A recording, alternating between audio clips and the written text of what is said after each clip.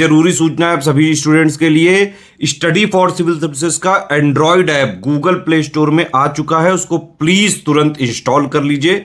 और अगर आप स्टडी फॉर सिविल सर्विसेज के सिर्फ ऐप से कोई भी कोर्स, कोई भी पीडीएफ परचेज करते हैं तो उसमें अप्लाई कूपन, अगर आप ज्ञान सर जो है आप उसमें अप्लाई करते हैं, ये कूपन कोड है, तो उसमें 20% फीस तुरंत माफ हो जाएगी, मतलब 20% डिस्काउंट तुरंत उसमें लग जाएगा।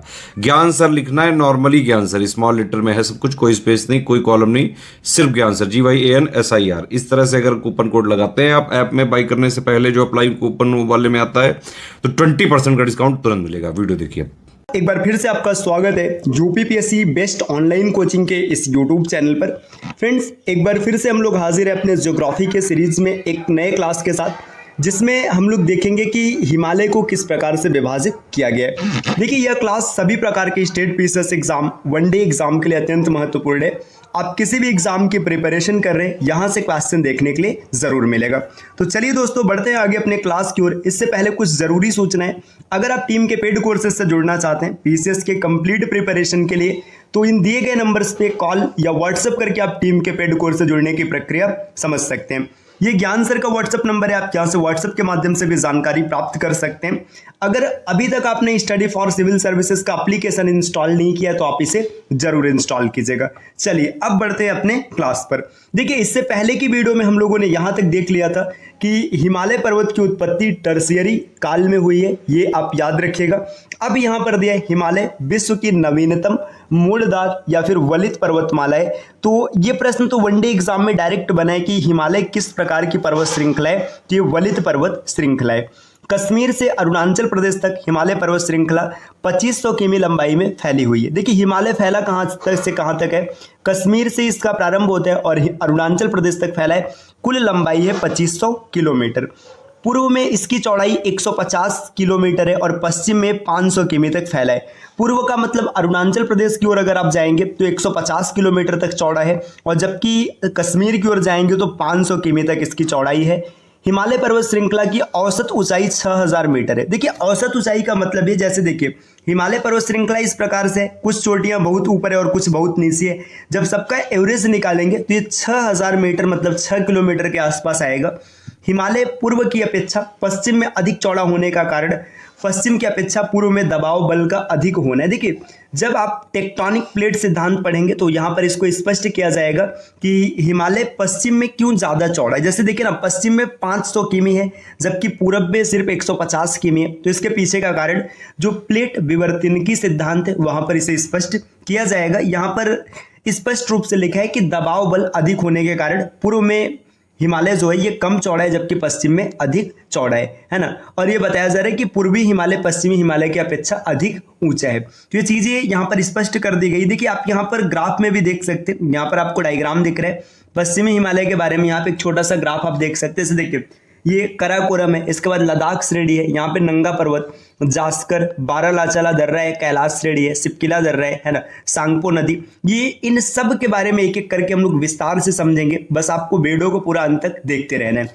चलिए दोस्तों, तो फिर आगे बढ़ते। देखिए, यहाँ पर दिखाया गया कि उत्तरी पर्वतीय प्रदेश को 3 भागों में बांटा जा सकता है। मतलब जो हिमालय का उत्तरी पर्वतीय प्रदेश है, मतलब जो हिमालय है, इसको आप 3 पार्ट्स में डिवाइड कर सकते हैं। क्या क्या है देखिए, सबसे पहला भाग है ट्रांस हिमालय, जिसे तिब्बत हिमालय प्रदेश के नाम से जाना जाता है। ठीक, इसमें देखिए कराकोरम, जास्कर, लद्दाख सब यहीं पर देखने के लिए मिलेगा। फिर आए हिमालय पर्वतीय प्रदेश और पूर्वांचल की पहाड़ियां, तो इसे 3 भागों में विभाजित किया गया। अब यहाँ पर दिया है ट्रांस या फिर तिब्बत हिमालय प्रदेश। तो ट्रांस या फिर तिब्बत हिमालय प्रदेश, अब देखिए नाम से पता चल रहा है तिब्बत, तो इसका अधिकांश भाग कहाँ पर होगा, तिब्बत में होगा। जो ट्रांस या तिब्बत हिमालय प्रदेश है, इसका अधिकांश भाग तिब्बत में होने के कारण इसे तिब्बत प्रदेश भी कहा जाता है। तो तिब्बत प्रदेश क्यों कहा जाता है, क्योंकि अधिकांश भाग तिब्बत में है।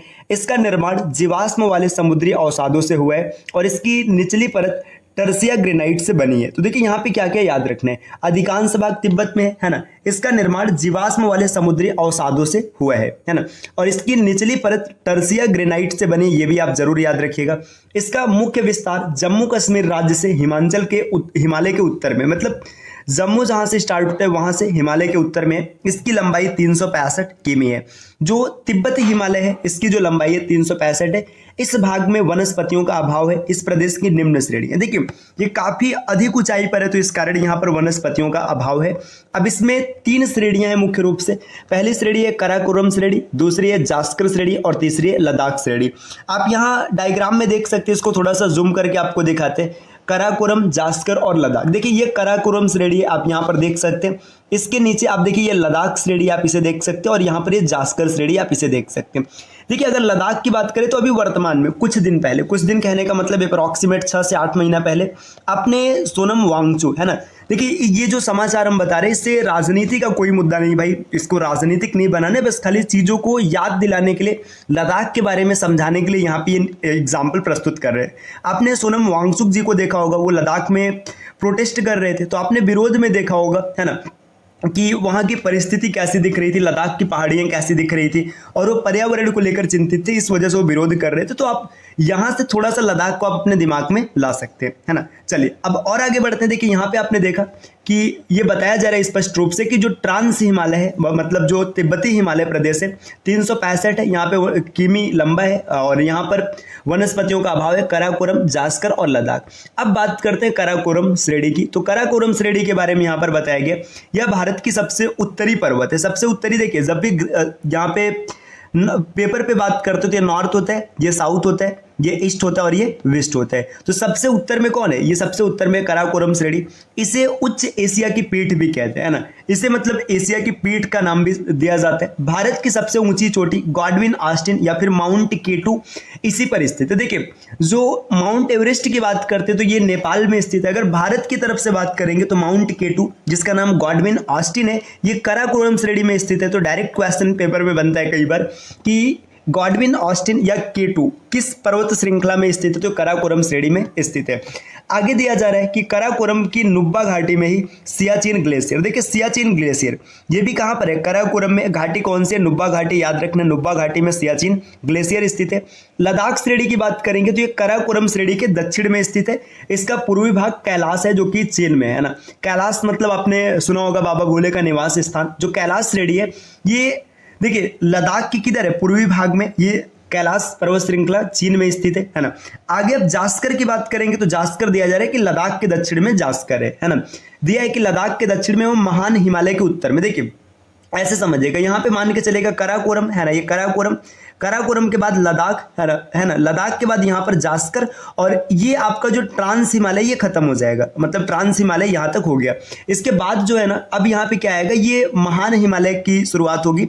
तो देखिए यहाँ पे लद्दाख और ये महान हिमालय, इसके बीच में कौन है? इसके बीच में जास्कर है ना।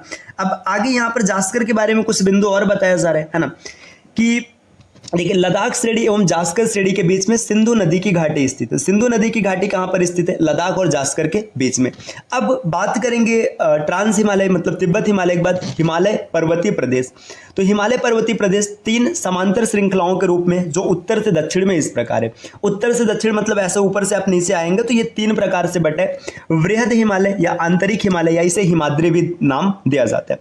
देखिए वृहद हिमालय है ना, इसे आंतरिक हिमालय या फिर हिमाद्री कहते हैं। दूसरा है लघु हिमालय या फिर इसे हिमाचल श्रेणी के नाम से जाना जाता है। और तीसरा है उप हिमालय या फिर बाह्य हिमालय जिसे शिवालिक श्रेणी के नाम से जानते हैं। तो हिमालय देखिए हिमाद्री, हिमालय और इसके बाद शिवालिक श्रेणी, ये हिमालय पर्वतीय प्रदेश के भाग हैं। अब यहाँ पर बात दिया जा रहा है बृहद हिमालय या फिर हिमाद्री। देखिए सिंधु नदी के गार्ज से अरुणाचल प्रदेश में ब्रह्मपुत्र नदी के मोड तक फैला हुआ है। तो बस इतना याद रखना है, जो हिमाद्री है ये सिंधु नदी के गार्ज से स्टार्ट हुआ है ना, अरुणाचल प्रदेश में ब्रह्मपुत्र नदी के मोड तक फैला है। तो सिंधु नदी के गार्ज से है ना, आपको तुरंत याद हो जाएगा। ब्रह्मपुत्र नदी के मोड तक फैला हुआ हिमालय हिमाद्री है। विश्व की सर्वाधिक ऊंची चोटियां इसी श्रेणी में पाई जाती है। देखिए जो सबसे ऊंची चोटियां है ना पूरे विश्व में, यहीं पर पाई जाती है हिमाद्री में। माउंट एवरेस्ट या फिर सागर माथा, इसकी शब्द के माउंट एवरेस्ट मतलब इसे इंडिया में माउंट एवरेस्ट कहते हैं, नेपाल में इसका नाम है सागर माथा। ये सबसे ऊंची चोटी है। माउंट एवरेस्ट या सागर माथा एक ही है, बस नाम अलग अलग है।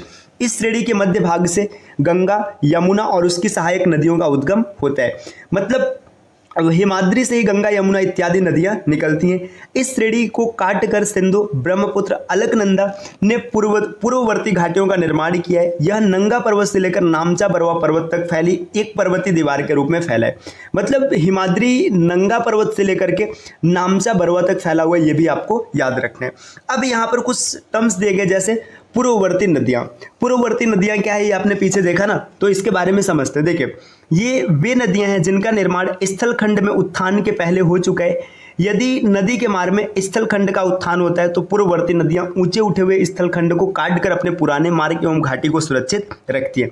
मतलब स्थल खंड में इनका उत्थान हो चुका है, पहले से ही है ना। ऐसे समझिए, जैसे इसको एग्जाम्पल के तौर पर समझाते हैं। मान के चले यहाँ से पानी पहले से जा रहा है, इसके बीच में अब कोई मतलब रुकावट आने लगेगा, धीरे धीरे क्या करेंगे, इसे काट करके पानी यहाँ से आगे निकलेगा। यही चीज़ यहाँ पर समझाया जा रहा है। अब आगे दिया है हिमालय का सर्वोच्च शिखर। अगर हिमालय के सर्वोच्च शिखर की बात करेंगे तो ये माउंट एवरेस्ट है ना, जिसे चोमोलंगमा है ना। या अब देखिए, ये तिब्बत में क्या कहते हैं माउंट एवरेस्ट को, चोमोलंगमा। सागरमाथा नेपाल में कहते हैं, इसके बारे में हम लोगों ने पहले ही समझ रखा है। अगर भारत के सर्वोच्च शिखर की बात करेंगे तो ये माउंट केटू है, जिसे गॉडविन ऑस्टिन के नाम से भी जानते हैं। यह वर्तमान में पीओके का हिस्सा है। मतलब जो पाक ऑक्यूपाइड कश्मीर है उसका हिस्सा कौन है, ये गॉडविन ऑस्टिन है। भारत में स्थित हिमालय की सबसे ऊंची चोटी कंचनजंगा सिक्किम में और नेपाल की सीमा पर स्थित। देखिए, वर्तमान में देखिए ये माउंट एवरेस्ट नेपाल में है ना। भारत की बात करेंगे तो माउंट केटू है, लेकिन ये पीओके में, मतलब पाक ऑक्यूपाइड कश्मीर है ना। और प्रेजेंट टाइम में भारत की बात करेंगे तो कंचनजंगा है, जो कि सिक्किम में स्थित है। आपको याद रखना है, सिक्किम और नेपाल, मतलब भारत और नेपाल के सीमा पर स्थित है। और आगे बढ़ते हैं दोस्तों, यहाँ पर देखिए लघु हिमालय की बात किया जा रहा है। लघु हिमालय को हिमाचल श्रेणी के नाम से जानते हैं। इसका विस्तार हिमालय के दक्षिण में है। इसकी चौड़ाई 80 से 100 किमी तक है और औसत ऊंचाई 3700 से 4500 मीटर है। इसके ढालों पर कोड़धारी वन और छोटे मोटे घास के मैदान पाए जाते हैं, जिन्हें कश्मीर में मर्ग, मतलब गुलमर्ग या सोनमर्ग कहते हैं। देखिए, ये जो हिमालय के छोटे मोटे घास है ना, कश्मीर में इन्हें मर्ग कहा जाता है, जबकि उत्तराखंड में बुग्याल और प्यार कहते हैं, तथा मध्यवर्ती भागों में द्वार या फिर दून कहा जाता है। जैसे देखिए देहरादून है ना, देहरादून आपने नाम सुना, ये है ना। तो अब ये क्वेश्चन भी कई बार बनता है कि जो लघु हिमालय में छोटे मोटे वन और घास के मैदान है, उन्हें कश्मीर में क्या कहते हैं, तो इन्हें मर्ग कहते हैं। तो गुलमर्ग, सोनमर्ग ये कश्मीर का हिस्सा है। उत्तराखंड में इसे बुग्याल और प्यार कहते हैं, और मध्यवर्ती भाग में जब आएंगे तो इसे द्वार या दून कहते हैं। देहरादून ये घास का मैदान के नाम से इसका नाम पड़ा है। विवर्तन की दृष्टि से यह हिमालय प्रायः शांत है। भारत के प्रसिद्ध स्वास्थ्यवर्धक स्थान शिमला, मसूरी, नैनीताल, रानीखेत, दार्जिलिंग इत्यादि लघु हिमालय के निचले भाग पर अर्थात लघु हिमालय और शिवालिक श्रेणी के बीच में स्थित है ना। ये चीज हो गया। अब यहाँ पे देखिए लघु हिमालय की बात करेंगे तो इसे कुछ पर्वत श्रेणियों में विभाजित किया गया है। जैसे पर्वत श्रेणियों की बात करें, जैसे पीर पंजाल श्रेणी है ना, धौलाधर श्रेणी है ना, नागर टिब्बा श्रेणी और महाभारत श्रेणी। तो ये लघु हिमालय के जो 4 श्रेणियां प्रमुख, इनका नाम जरूर याद रखिएगा, पीर पंजाल, धौलाधर, नागर टिब्बा और महाभारत श्रेणी। इसके बाद यहाँ पर स्टार्ट होता है शिवालिक श्रेणी, या फिर इसे बाह्य हिमालय की भी दर्जा दी जाती है। देखिए, अगर शिवालिक श्रेणी की बात करेंगे तो यहाँ पे दिया शिवालिक श्रेणी लघु हिमालय के दक्षिण में स्थित है। दक्षिण का मतलब इसके नीचे। इसका विस्तार पश्चिम में पंजाब के पोटवार बेसिन से प्रारंभ होकर पूरब में कोसी नदी तक आता है ना। एक चीज आपको कमेंट करके बताना है, कोसी नदी को किसका शोक कहते हैं, जरूर बताइएगा। हिमाचल प्रदेश एवं पंजाब में यह अत्यधिक चौड़ा है। मतलब जो शिवालिक श्रेणी है हिमाचल प्रदेश और पंजाब में सबसे ज्यादा चौड़ा है, जबकि पूर्व में क्रमशः सकरा होता जाता है। यह हिमालय पर्वत श्रृंखला का नवीनतम भाग है। इसे गोरखपुर के समीप डुंडना श्रेणी तथा पूर्व में चूरिया मुरिया श्रेणी कहा जाता है। देखिए, गोरखपुर के समीप ना शिवालिक श्रेणी को डुंडना श्रेणी कहते हैं, जबकि पूरब में चूरिया मुरिया श्रेणी के नाम से जाना जाता है। शिवालिक को अरुणाचल प्रदेश में डाफला, मिरी, अबोर और मिसमी पहाड़ियों के नाम से जानते हैं। देखिए, डाफला पहाड़ी, मिरी की पहाड़ी, अबोर पहाड़ी, मिसमी पहाड़ी, ये सब शिवालिक श्रेणी के भाग हैं। और आगे बढ़ते दोस्तों, यहाँ पे दिया है शिवालिक को लघु हिमालय से अलग करने वाली घाटियों को पश्चिम में दून तथा पूरब में द्वार कहते हैं। जैसे देखिए, अगर पश्चिम में दून, देहरादून की बात करेंगे है ना, जैसे हरिद्वार की बात करेंगे तो पश्चिम में इसे दून कहते हैं। अब ये क्या है, बस इतना याद रखना है कि शिवालिक को लघु हिमालय से जो अलग करता है वही होता है। देहरादून, हरिद्वार, ये सब नाम याद रखना है। आगे यहाँ पर दिया पूर्वांचल की पहाड़ियाँ। तो अब पूर्वांचल की पहाड़ियाँ हम लोग अगली क्लास में स्टार्ट करेंगे। ये क्लास कैसी लगी कमेंट करके जरूर बताइएगा। अगर टीम के पेड कोर्सेज से जुड़ना है पीसीएस के कंप्लीट प्रिपरेशन के लिए तो इन दिए गए नंबर पे कॉल या व्हाट्सएप करके आप जानकारी प्राप्त कर सकते हैं। इसके अतिरिक्त ज्ञान सर का व्हाट्सएप नंबर है, आप यहाँ से व्हाट्सएप के माध्यम से भी जानकारी ले सकते हैं। दोस्तों अगर अभी तक आपने प्ले स्टोर से स्टडी फॉर सिविल सर्विसेज का एप्लीकेशन इंस्टॉल नहीं किया है तो आप जरूर इंस्टॉल कीजिएगा, क्योंकि एप्लीकेशन के माध्यम से किसी भी कोर्स को परचेस करने पर आपको प्रॉपर डिस्काउंट देखने के लिए मिलेगा। तो चलिए दोस्तों मिलते हैं आपसे नेक्स्ट वीडियो में, तब तक के लिए नमस्कार।